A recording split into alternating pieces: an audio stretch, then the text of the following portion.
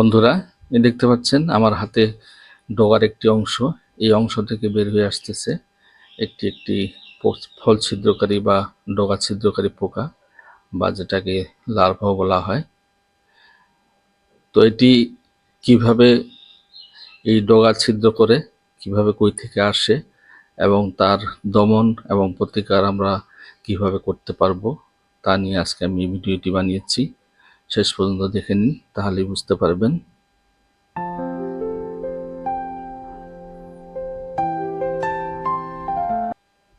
বন্ধুরা, সবাইকে স্বাগতম জানাই মুশফিক অর্গানিক গার্ডেনে। নতুন বন্ধুদের কাছে আবেদন রইল আমার চ্যানেলটিকে সাবস্ক্রাইব করে নেওয়ার জন্য এবং নোটিফিকেশনের জন্য বেল আইকনটি অবশ্যই প্রেস করে নেবেন। দেখতে পাচ্ছেন এই ডগাটি মরে গেছে বা নষ্ট হয়ে গেছে, কারণ এই ডগার মধ্যে ফল ছিদ্রকারী বা ডগা ছিদ্রকারী পোকা আক্রমণ করেছে। তো আমি সেই জন্য এটি ছিঁড়ে ফেললাম, কারণ এটি গাছে রাখলে আমাদের গাছের ক্ষতি হয়ে যাবে। তো সেই জন্য আমি এটি ছিঁড়ে নিলাম। তারপর নিচের অংশ আমি আরও ছিঁড়ে নেব, কারণ এই অংশের মধ্যে এই লার্ভাটি বা ফল ছিদ্রকারী পোকাটি আছে। দেখতে পাবেন, আমি দেখিয়ে দেব এই ফল ছিদ্রকারী পোকা কই থেকে আসে বা কিভাবে তার জন্ম হয়, তা নিয়ে আমি একটু আলোচনা করি। প্রথমে, বেগুন গাছে ডগা ও ফল ছিদ্রকারী পোকা সাধারণত মূলত এটি একটি মথ কীরা বা লার্ভা। স্ত্রী মথ কচি ডগায় ফুল বা ফুলের মধ্যে বা বোটার মধ্যে ডিম পাড়ে, যা থেকে লার্ভা বের হয়ে ডগা বা ফলে ছিদ্র করে আস্তে আস্তে সম্পূর্ণ ভেতরে ঢুকে ছিদ্র করে ফেলে। তো দেখতে পাচ্ছেন এই লার্ভাটি বের হয়ে আসলো, এখন হেঁটে বেড়াচ্ছে। তো এই ডগা ছিদ্রকারী বা ফল ছিদ্রকারী পোকার যদি আমাদের গাছে আক্রমণ করে আর আমরা যদি কেয়ার না করি, তাহলে আমাদের সম্পূর্ণ গাছটি আস্তে আস্তে মারা যেতে পারে। তো সেই জন্য প্রথমে আমাদেরকে আক্রান্ত অংশটি ডগার বা যদি ফলে আক্রমণ করে ফলটি ছিঁড়ে পুঁতে ফেলতে হবে আমাদেরকে, কারণ সেই অংশগুলো যদি আমরা গাছে রেখে দিই তাহলে আমাদের সম্পূর্ণ গাছে আক্রমণ করে ফেলবে। তো এর দমন কিভাবে করতে পারবো আমরা? তার দমন করতে পারবো, যেমন বাজারে অনেক ফ্লাই ট্র্যাপ পাওয়া যায়, যেটাকে সেক্স ফেরোমন ফ্লাই ট্র্যাপ বলা হয় বা লুরো বলা হয়। এই ফ্লাই ট্র্যাপগুলো আপনারা বাজার থেকে কিনে নিয়ে এসে বাগানের মধ্যে কয়েকটি লাগিয়ে রাখবেন, তাহলে মথগুলো সেই ফ্লাই ট্র্যাপের মধ্যে আটকা পড়বে এবং ফলে আমাদের গাছগুলো বেঁচে যাবে। তারপর জৈব উপায়ে যদি আপনারা চিকিৎসা করতে চান, তাহলে আপনারা নিম তেল নিয়ে প্রতি লিটার জলের জন্য 2 ml করে নেবেন। নিয়ে তারপর গাছের ডগা, পাতা, ফুল সমস্ত অঙ্গের মধ্যে আপনারা স্প্রে করে দিবেন ভালো করে।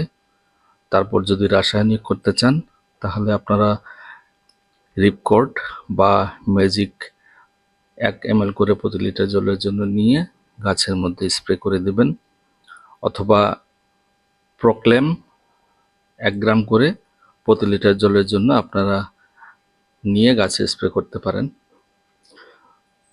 তো বন্ধুরা, দেখতে পাচ্ছেন আমি পোকাটিকে মেরে ফেললাম। তো আমার এই গাছটিতে আক্রমণ করেছিল, আমি এটি বের করে মেরে ফেললাম পোকাটি, আর পাতাগুলো পুঁতে রাখবো। তো এইভাবে আপনারাও আপনাদের গাছের মধ্যে কেয়ার করবেন, তাহলে আপনাদের গাছগুলো বেঁচে থাকবে পোকার আক্রমণ থেকে। ফলে আমাদের বেগুন আমরা খেতে পারবো। তো বন্ধুরা, আমি আজকে জৈব উপায়ে চিকিৎসা করব। প্রথমে যে কাটা অংশটি আমি আছে, সেই কাটা অংশের মধ্যে দেখতে পাচ্ছেন এটি একটি কপার অক্সিক্লোরাইড গ্রুপের ছত্রাকনাশক। এটি আমি জলের মধ্যে গুলিয়ে একটি পেস্ট বানিয়ে সেই কাটা জায়গাটির মধ্যে লাগিয়ে দেব। তো এইভাবে আপনারাও কাটা জায়গার মধ্যে পেস্ট বানিয়ে লাগিয়ে দিবেন, যাতে করে ছত্রাকের আক্রমণ হতে না পারে, কারণ কাটা জায়গায় সাধারণত ছত্রাকের আক্রমণ খুব বেশি হয়। তো সেই জন্য আমি কাটা জায়গার মধ্যে এই ছত্রাকনাশকটি পেস্ট বানিয়ে লাগিয়ে দেবো এখন। তো এভাবে আপনারাও যে সমস্ত ডগা ছিঁড়ে ফেলবেন সেই সমস্ত ডগার মধ্যে লাগিয়ে দিবেন। দেখতে পাচ্ছেন আমি লাগিয়ে দিতেছি। এভাবে আপনারাও লাগিয়ে দিবেন, তখন আর আমাদের গাছের মধ্যে ছত্রাকের আক্রমণ হবে না। তো তারপর আমি আজকে জৈব উপায়ে চিকিৎসা করব, সেটি হলো দেখতে পাচ্ছেন আমার হাতে নিম তেল। এটি আমি 2 ml প্রতি লিটার জলের জন্য নিয়ে নেব। আমার জারে 2 লিটার জল আছে, আমি 4 ml নিয়ে নিচ্ছি। 4 ml নিয়ে আমি আজকে গাছের মধ্যে স্প্রে করে দেবো। তো এভাবে আপনারাও নিম তেল ব্যবহার করতে পারেন। আর যদি নিম তেল ব্যবহার না করেন, উপরে যে সমস্ত আমি কীটনাশকের কথা বলেছি সেই সমস্ত কীটনাশক আপনারা গাছে স্প্রে করবেন সপ্তাহে একবার করে। তাহলে আপনাদের গাছগুলো এই মথের আক্রমণ থেকে বা লার্ভার আক্রমণ থেকে বেঁচে থাকবে।